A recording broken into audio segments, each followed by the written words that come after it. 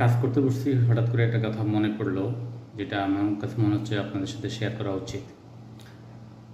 দেখুন, আমাদের সমাজে কাজ করার একটা ক্ষেত্র আছে। প্রত্যেকটা মানুষ তার জীবনাদশায় কোনো কাজ শেখে, সে কাজটা বয়ে নিয়ে যায়, সে কাজ থেকে সে উপার্জন করে, পরিবারের ভরণ পোষণের ব্যবস্থা করে।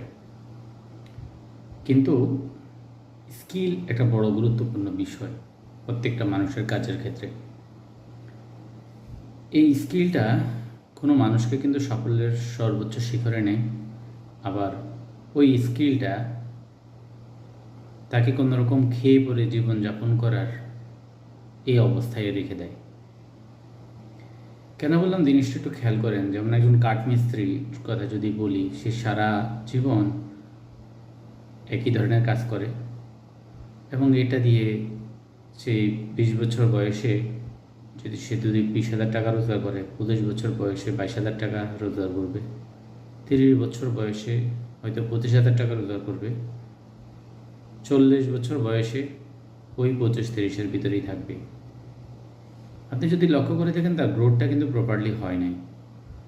যদি সেই কাজটাকে ভালোভাবে করতো, তাহলে হয়তো একটা ভালো মানের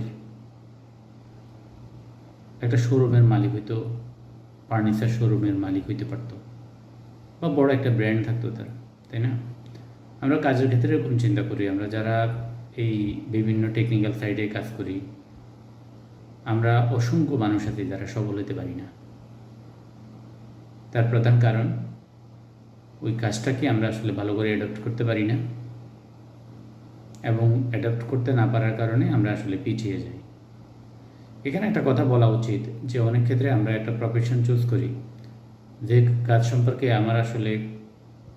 আমি অতটা অভ্যস্ত না, কিন্তু শুধুমাত্র উপার্জন করার একটা সুযোগ আছে এই মনে করে আমরা এই সেক্টরে কাজ করতে আসি। এটা ঠিক নয়।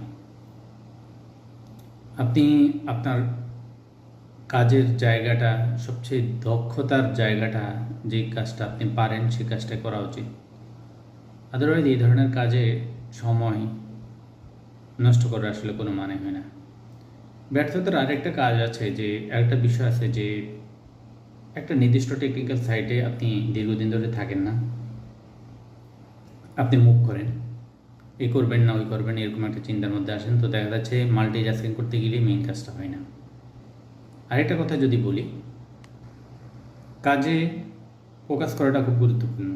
আমরা অনেক ক্ষেত্রে ফোকাসটা ধরে রাখতে পারি না, আর এইটার কারণেই আমরা বেশি ব্যর্থ হই। তো আজকে এই কথাটা এতটুকু রইল আপনাদের জন্য, ইনশাল্লাহ।